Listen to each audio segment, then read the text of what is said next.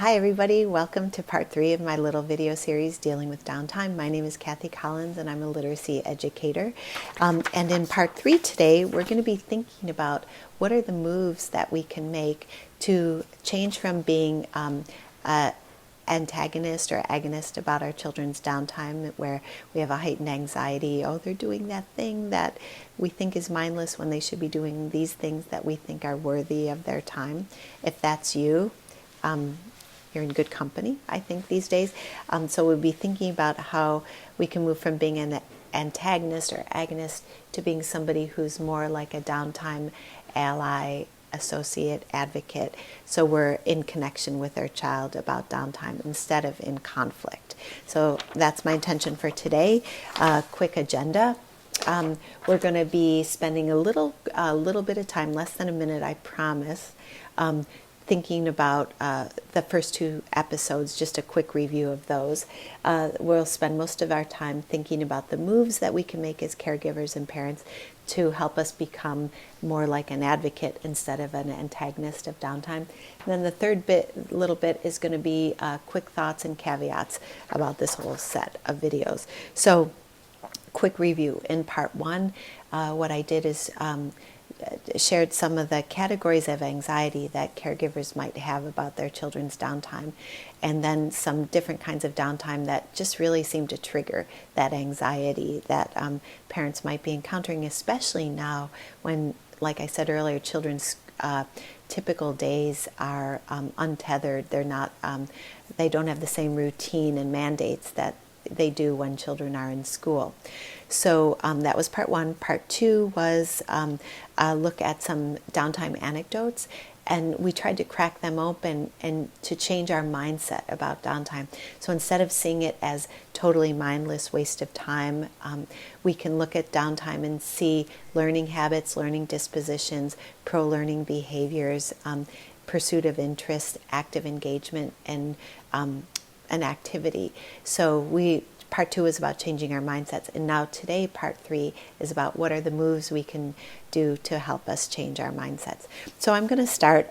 Just have in mind as we look at some of these moves the anecdote from part 2 that I shared. A neighbor was I was commiserating with a neighbor about downtime, and her child's downtime of choice these days was watching TikTok videos obsessively, especially dance videos, and spending hours in her room trying to replicate these dance moves. And that was driving this parent crazy. And so at first I was commiserating, but then I was trying to change my mindset in our conversation, like, well, look at all the things that she's actually doing, some learning things she is doing.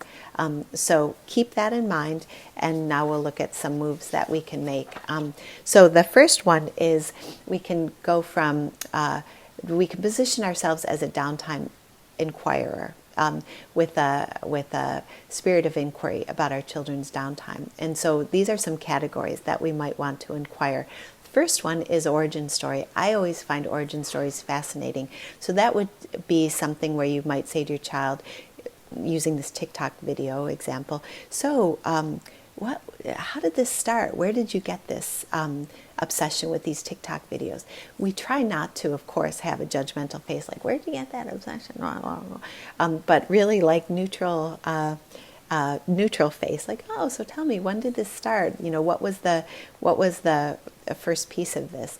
Because that's interesting. Was it serendipitous? Did your child just discover this by scrolling? Was it socially informed? Was it through friend or friends? I think origin stories often tell us a lot about people and about learning. So I'm always curious. I think those are great things to inquire about. Another thing we want to inquire about is preference, and help kids express their preferences by saying, what is it? Show me your favorite ones. What is it about these you like? What is it, what don't you like about this one? What's wrong with this one? The more we can help children express preferences, I think the more we help children recognize identity, and they feel stronger. When you have preferences, it enables you to have little bit of strength in a topic. So another thing that we want to inquire about is the process. How do you do it? And that could be, it's not like you have to be in the room with your daughter while she's doing her TikTok dances, which she may be self-conscious about, at the kitchen table. So explain to me what you do. Like, how do you use these? Even something like, where do you put your phone? How do you keep rewinding, or can you slow down the video so you can really look at that move? Just anything with process helps. If they can name what they're doing, they can replicate what they're doing. And if a child says, I just keep doing it till I get it right, we can acknowledge that a moment in the process, like, wow, so you're really like you're focusing on small details and trying to get those small details right. Then which kind of takes, well, let me just jump to goals. The next thing we could inquire about is what does this make you want to do? Like what what's this going to turn into? And not that it has to turn into something, but just what's the next thing? Well, I record some videos and I share it with my friends. We might try to do one together. I'm going to try to invent my own moves. Anything. Who knows what it could be, but just this is important. Even if your child doesn't have a goal or an intention about their downtime pursuit, this, just even asking about it can suggest to them, like, wow, I could make something of this. So the next position that we might want to take is it can start to blend in with the inquiry, but we could be in a position of noticing, naming, and appreciating, especially around process, what your child is doing, not as a dance video aficionado, but kind of as a learner. So acknowledging, like, wow, you're working so hard at this, or the other day you said something was tricky and you solved that problem. That's so great. That, how did you solve that problem? I admire how you, it's so brave of you to post these things. I don't know, whatever it might be. Can you show me if your child, if that's something that they would do? And then just inquiring, it connects to inquiry, but how do you do blank, and then naming out some of the things. Oh, so I see what you're doing. You're trying to do X. Anytime we can name out what kids are doing, I think it becomes more likely that learning move can be replicated. Anyway, the third position we can take is a position of future talk. So, what's next for you, which ties into goals that we might have inquired about.